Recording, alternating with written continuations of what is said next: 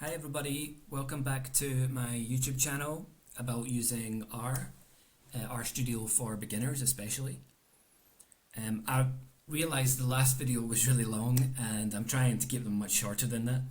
The stuff we did last time was actually very crucial for working with the pipe function and data analysis, but it was maybe a little bit boring, but very important. Today we'll do something more fun, okay? We're also going to work with tidyverse, but a different library within tidyverse called ggplot 2. And ggplot is the main way that people make graphs, the main library for making graphs. So you can make scatterplots, bar charts, histograms, box plots, lots of different types of graphs. This is quite a fun session today, because I'm going to show you how to make scatterplots, as well as use a cool library which is called figpatch that allows you to bring photographs into R that maybe you can put next to a graph. Okay, so if you want to make a nice, more visual representation of your data, for example, present at a conference or in a presentation, you might want to include a picture of your animal or your office or whatever you want next to your graph.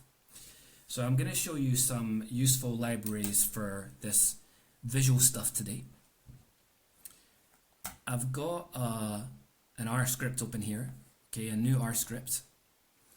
As we remember from before, there's a systematic way of working with RStudio. We always want to check our working directory. Make sure that the RStudio recognizes the folder that contains our pictures, our photographs, as well as the place where we want to save our scripts, bring in data, is recognized to be your working directory. And yeah, this is where I want it to be. Alright, then the next thing is obviously to load any libraries we're going to be working with today. Tidyverse is crucial.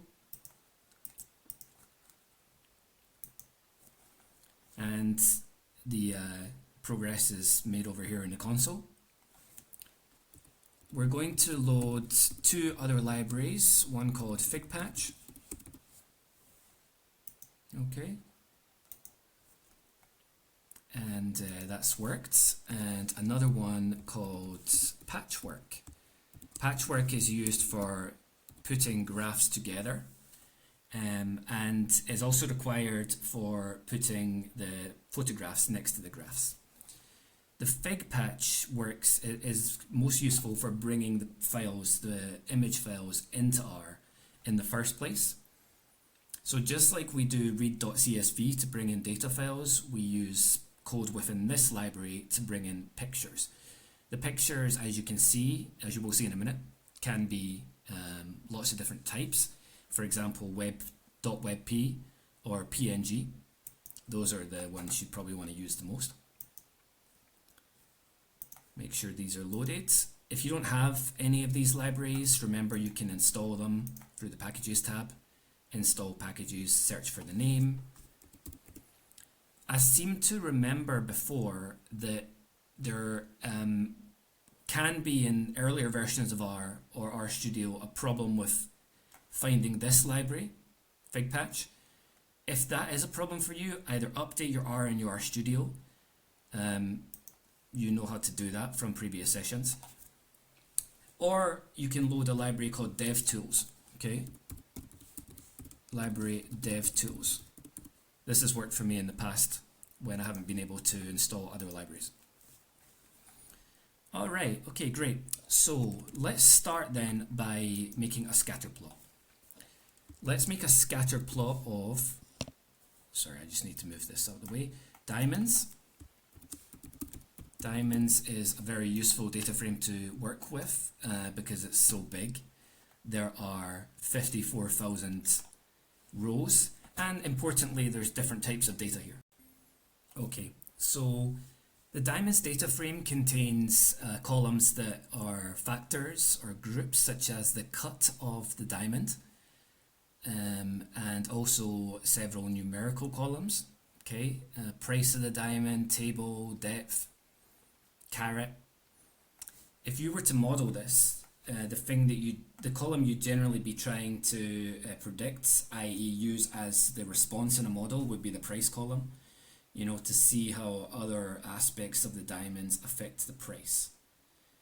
It's a useful data frame to learn R, to be honest, and it's part of tidyverse. Okay, let's work with that one then. So ggplot code is quite simple actually. It really contains two main lines, okay? Two main lines of code. You can start by writing ggplot, okay? Data equals, note that you have to have tidyverse running for this to work, okay? Data equals, that's the first part, diamonds. Starts to be suggested here. Diamonds is the data frame we're using, okay? You're going to now put AES, which stands for aesthetics, and this is going to allow us to create another set of brackets. You remember by doing the use rainbow parenthesis, when we have multiple sets of brackets within one line of code, the ones second and third pairs become different colors. That helps us to keep on track of the brackets, the use of brackets within the code, and make sure we always start the code and finish the code on the same color.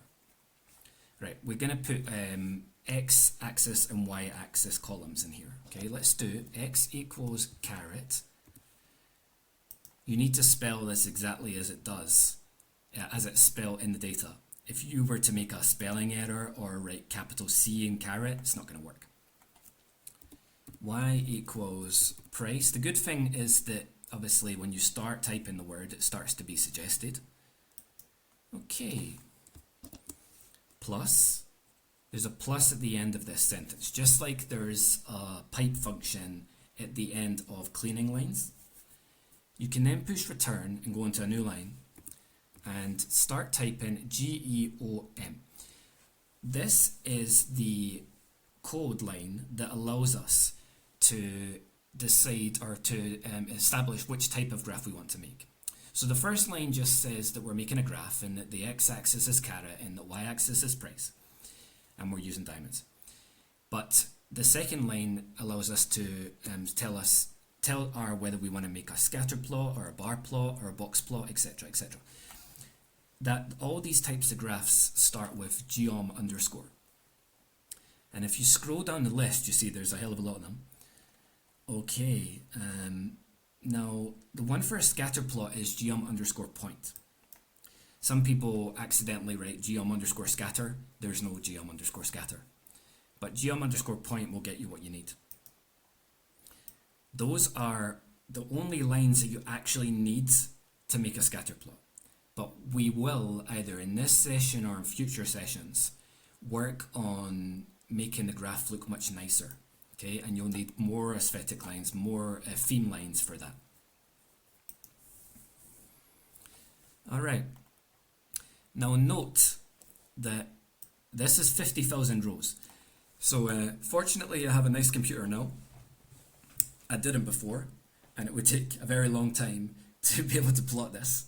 So, you know, useful to get a good computer for coding, especially if you're working with this much data. Here is a scatter plot, okay, that now shows the influence of carat on the price, okay. You can get the idea then that it's a positive relationship. Both of them go up together, okay.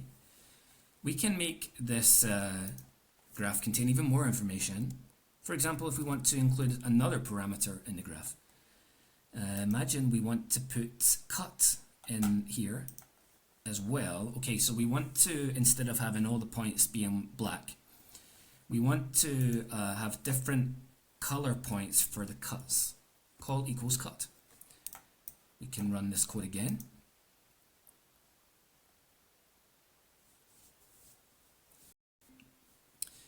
So now we can see an interesting graph that shows the relationship between caret and price, and we've colored the points by cuts. Little bit difficult to, see what's really going on here. Maybe there's some evidence that the ideal are more on this side of the graph and the fares and goods are more on this side, but we can't really see that because the points are overlapping, okay? We can actually make the points a bit more transparent, which might be able to help to see patterns a bit more clearly. Alpha equals 0.5. Okay.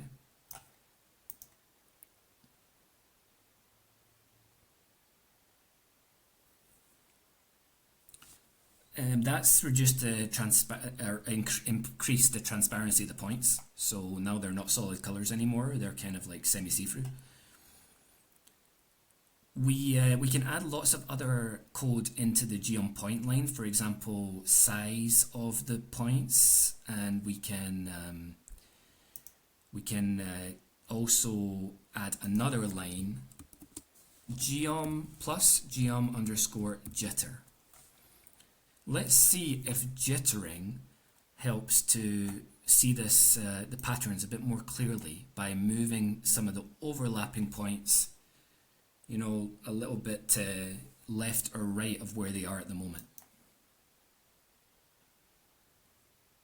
Just be careful with jittering though, because they will move slightly to avoid overlap.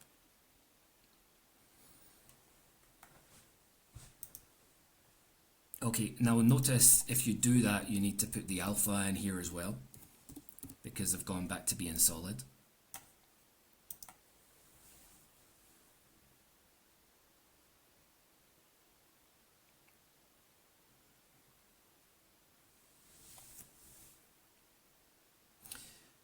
So, yeah, there's still a lot of data going on here, and that's why maybe we would want to find another way of presenting this.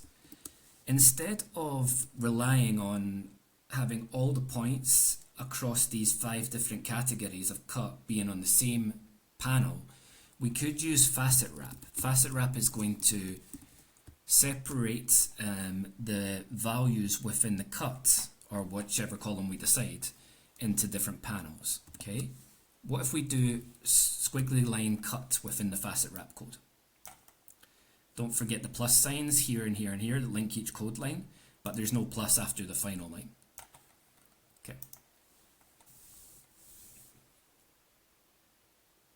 I'm going to come back to the diamonds data frame in future weeks for sure to do more with it. Like I said, we can do more thematic stuff. Okay, interesting. Now, if we look at this carefully, we can clearly see that the scales are all the same, and that helps, There's evidence here, interestingly, that some of the higher carets are found in the fair panel. Looks like the price, okay, so the price for these is actually higher, for all of these graphs, is actually higher than the final tick mark on the y-axis, which is 15,000. I know that the price of the diamonds go up to about 18,000 or 20,000 for some of them. We would add extra code lines in future sessions to set what we want our tick marks to be at, okay, and what we want our minimum and maximum on the scales to be. That's very important. Now that's a start, but now what I want to do is move on to this cool library, which is figpatch, okay? And I already have read in picture. I already have in my working directory some pictures. These pictures can be brought into R and we can plot them as part of this graph. These are just pictures of me or my website. Okay, I didn't want to get done for copyright by taking a picture of a diamond or anything else that I don't have permission to use off of the internet. Okay, so now what we're going to do is read in the image file from our working directory. you can call it like my figure or whatever you want to call it really. It's back arrow of fig. This is like reading in a CSV file. You can use shortcode as well. The PNG file that I have in that working directory is jordycoding.png. I didn't want to use some picture off the internet that I didn't have copyright for, so I just used one off my own website. That's the only reason. Otherwise, it would be more appropriate to use a picture of a diamond. Okay, that worked. We know it worked because we've got the triangle there. If you just type in there my figure, yeah, it shows up here in the plots tab just like the graph did. So that's great, it's in the system now. We can use the library patchwork to put this image here together with the graph. Okay, and so that's already loaded. Something that needs to be done here first is to name the graph. So we didn't name the graph, we just ran the code like this. We've named the figure though, so we want to name the graph as well. And if you're going to use patchwork for putting graphs together or images together, everything needs to have a name. Okay, so we can call this one my graph. That's not automatically going to update until we run it. So now it's run. Incidentally, the graph won't refresh or anything like this. We've just named it as we've named the figure. Patchwork allows us to then easily type in my graph plus, where's the plus sign here? I've got a new laptop, so sometimes I'm not used to the keyboard. My graph plus my figure. Okay. Run it together. Okay, that one took a while to load, but this is the result. Okay, so the patchwork has allowed us to put these two objects together. If we want to move things around, there's code within patchwork called plot_layout. Okay, plot_layout. And then you're going to put in brackets n row equals however many rows you want. So the default setting is the objects appear side by side. Plot layout n row equals 2 will cause one to be on top of the other one. Okay, so we'll try that.